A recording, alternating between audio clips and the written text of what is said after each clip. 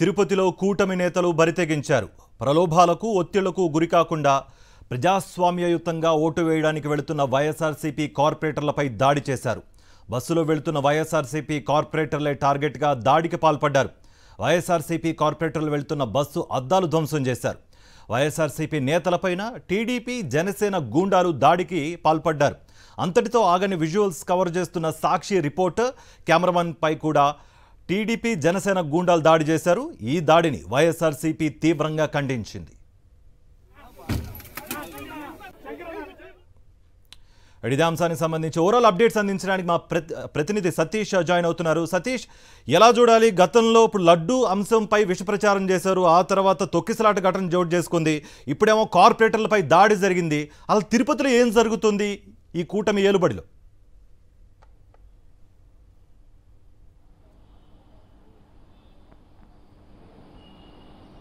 కార్తీక్, తిరుపతి చరిత్రలో ఎన్నడూ లేనటువంటి ఒక మచ్చ ఆ తెలుగుదేశం పార్టీ జనసేన కార్యకర్తలు రౌడీ మోకలు ఈరోజు వేసినటువంటి పరిస్థితి. తిరుపతి అంటే ఇన్నాళ్ళు కూడా పవిత్ర పుణ్యక్షేత్రం, కలియుగ దైవం వెంకటేశ్వర స్వామి ఆలయం గుర్తొస్తుంది అందరికీ. కానీ ఈరోజు అదే తిరుపతిలో ప్రజాస్వామ్యాన్ని పట్టపగలే కూని చేసేటువంటి దురాగతానికి తెలుగుదేశం పార్టీ జనసేన నాయకులు, కొందరు రౌడీ మూకలు కూడా వ్యవహరించారు. తిరుపతి కార్పొరేషన్ సంబంధించి డిప్యూటీ మేయర్ ఎన్నికకు హాజరవుతున్నటువంటి వైఎస్ఆర్ కాంగ్రెస్ పార్టీ కార్పొరేటర్ల పైన రాళ్లతోనూ కర్రలతోనూ దాడి చేసి కొందరు కార్పొరేటర్లు కూడా కిడ్నాప్ చేసి ఎత్తుకెళ్ళిపోయినటువంటి దురాగతం చోటు చేసుకుంది.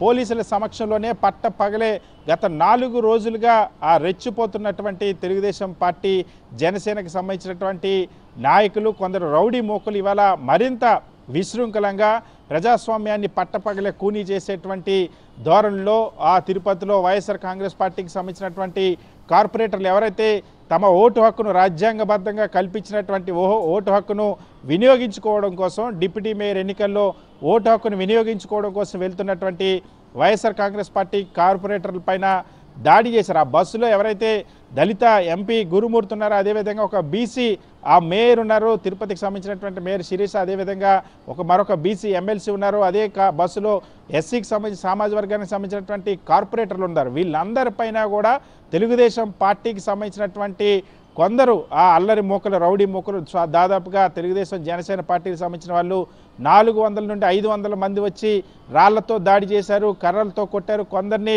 రక్తపరిచారు, గాయపరిచారు. అదేవిధంగా కార్పొరేటర్ని కిడ్నాప్ చేసినటువంటి పరిస్థితి. ఎప్పుడు కూడా ఇటువంటి దారుణం తిరుపతి కార్పొరేషన్కి సంబంధించినటువంటి ఎన్నికల్లో జరగలేదు. తెలుగుదేశం పార్టీ నాయకులు అదేవిధంగా ప్రోద్బలంతో తెలుగుదేశం పార్టీకి సంబంధించినటువంటి కొందరు రౌడీ మోకలు పట్టపగలే మనం విజువల్స్ కూడా చూడొచ్చు. బస్సు అద్దాలు పగలగొట్టారు, రాళ్లతో పగలగొట్టారు, కర్రలతో పగలగొట్టారు, కార్పొరేటర్ల పైన దాడి చేశారు. దారుణాతి దారుణంగా దళిత ఆ కార్పొరేటర్లందరినీ కూడా దుర్భాషలాడారు, బీసీ కార్పొరేటర్లు కూడా దుర్భాషలాడారు, వాళ్ళని కిడ్నాప్ చేసేటువంటి ప్రయత్నం చేశారు. కొందరు కార్పొరేటర్లు కూడా అక్కడి నుండి ఎత్తుకెళ్ళిపోయినటువంటి పరిస్థితి. ఈ నేపథ్యంలో తిరుపతి డిప్యూటీ మేయర్ ఎన్నిక అన్నది కూడా ప్రశ్నార్థకంగా మారింది. కోరం కూడా లేనటువంటి పరిస్థితి.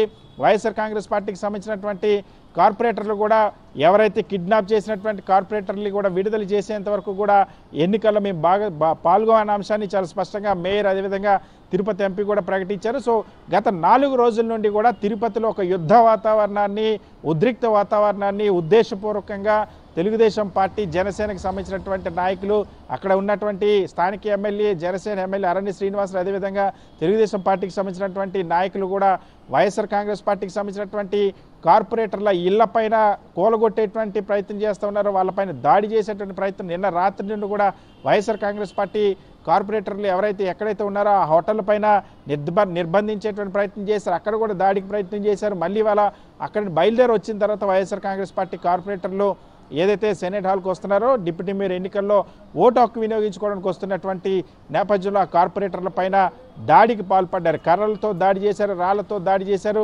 అదేవిధంగా కొందరు కార్పొరేటర్లు గాయపరిచారు, కొందరికి రక్తస్రావం కూడా అయినట్టు పరిస్థితి. సో తిరుపతి చరిత్రలో ఎన్నడూ లేని విధంగా తెలుగుదేశం జనసేనకు సంబంధించినటువంటి కార్యకర్తలు, రౌడీ మూకలు, వైఎస్ఆర్ కాంగ్రెస్ పార్టీకి సంబంధించిన కార్పొరేటర్లు ప్రయాణిస్తున్నటువంటి బస్సు పైన దాడి చేసిన పరిస్థితి. ఇదే తిరుపతిలో గతంలో అమిత్ షా పైన కూడా ఇదే విధంగా తెలుగుదేశం పార్టీ రాళ్ళు వేసినటువంటి చరిత్ర ఉంది. మళ్ళీ అటువంటి తరహా ఘటన చాలా కాలం తర్వాత అటువంటి ఉద్రిక్తకరమైనటువంటి పరిస్థితి, అటువంటి భయంకరమైనటువంటి పరిస్థితిని ఈరోజు క్రియేట్ చేసినటువంటి ఆ పరిస్థితి. సో డిప్యూటీ మేయర్ ఎన్నిక అన్నది ఎక్కడా కూడా తెలుగుదేశం పార్టీకి అక్కడ బలం లేదు, వైఎస్ఆర్ కాంగ్రెస్ పార్టీకి సంపూర్ణమైనటువంటి బలం ఉంది. అయినా సరే అడ్డదారిలో కొద్ది రోజుల కిందట కూటమి ప్రభుత్వం ఏర్పడిన వెంటనే ముఖ్యమంత్రి చంద్రబాబు, మంత్రి నారా లోకేష్ పెద్ద పెద్ద స్టేట్మెంట్లు ఇచ్చారు.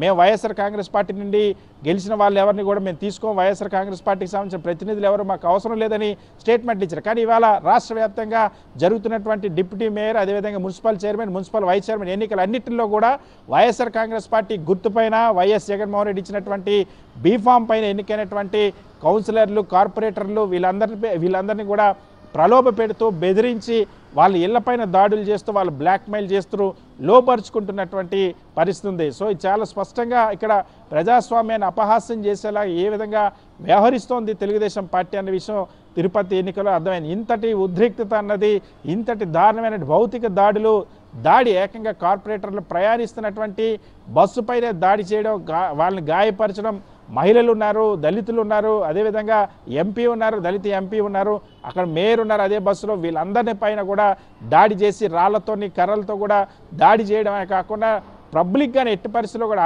ప్రయాణిస్తున్నటువంటి ఆ బస్సుకి టైర్లు గాలి తీసేటువంటి ప్రయత్నం, తాళాలు లాక్కునేటువంటి ప్రయత్నం, దారుణాతి దారుణంగా మహిళల్ని దుర్భాషలాడినటువంటి దారుణమైనటువంటి పరిస్థితులు కూడా చోటు చేసుకుని తిరుపతి చరిత్రలో ఎప్పుడు జరగనటువంటి దుర్ఘటన కేవలం డిప్యూటీ మేయర్ దక్కించుకోవడం కోసం ఇంతటి స్థాయికి, ఇంతటి పైశాచికత్వానికి ఒడిగట్టడం పైన సర్వత్రా విమర్శలు వెల్లువెత్తున్నాయి. కార్తీక్, సతీష్, అంటే ఇప్పుడు మనకు ఆల్రెడీ విజువల్స్లో క్లియర్ కట్గా కనిపిస్తున్నాయి. ఇంత బహిరంగంగా, ఇంత బాహటంగా నిర్బంధిస్తున్నారు, ఎత్తుకు వెళ్ళిపోతున్నారు, ధ్వంసాలు చేస్తున్నారు, అద్దాలు పగలగొడుతున్నారు. ఇంత జరుగుతున్నా ఇది ఈసీ దృష్టికి వెళ్ళిందా? ఇప్పుడు కార్పొరేటర్లు అడుగుతున్నారు మమ్మల్ని రక్షించండి అన్నట్టుగా కూడా, వాళ్ళు కూడా రక్షణ కల్పించండి అన్నట్టుగా కూడా అడుగుతున్నారు. ఈసీ దీనిపై స్పందించిందా? ఈసీ దృష్టికి వెళ్ళిందా?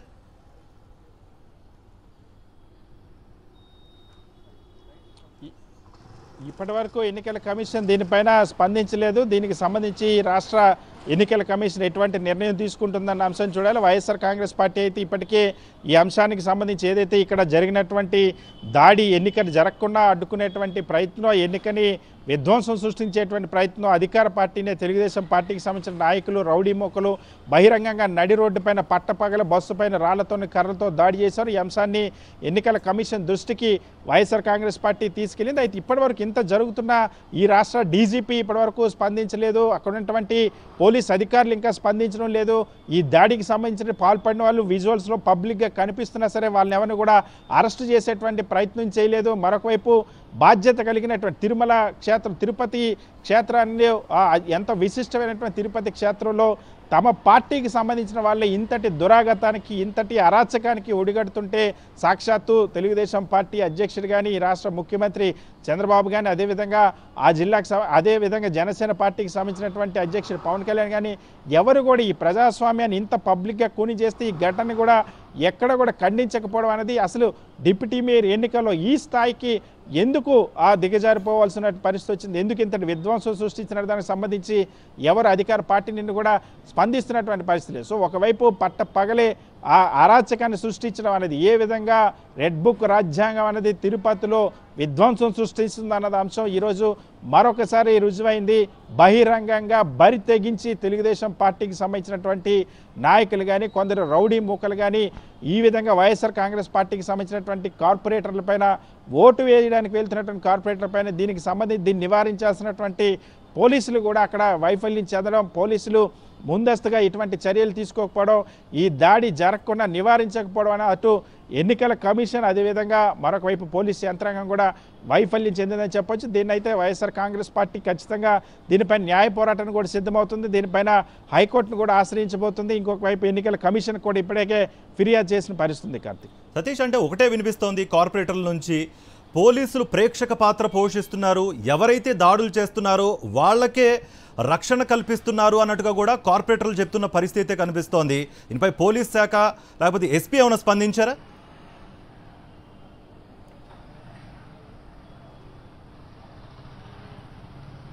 ఇప్పటి వరకు అక్కడ ఉన్నటువంటి పోలీసులు ఎవరు కూడా స్పందించలేదు. ఇక్కడ చాలా స్పష్టంగా పోలీసులు ఏ విధంగా ప్రేక్షక పాత్ర వహిస్తున్నారనే విషయం అయితే చాలా స్పష్టంగా అర్థమవుతుంది. ఎందుకంటే గడిచిన 3 రోజుల నుండి ఇక్కడ ఉద్రిక్తత నెలకొన్నటువంటి పరిస్థితి ఉంది.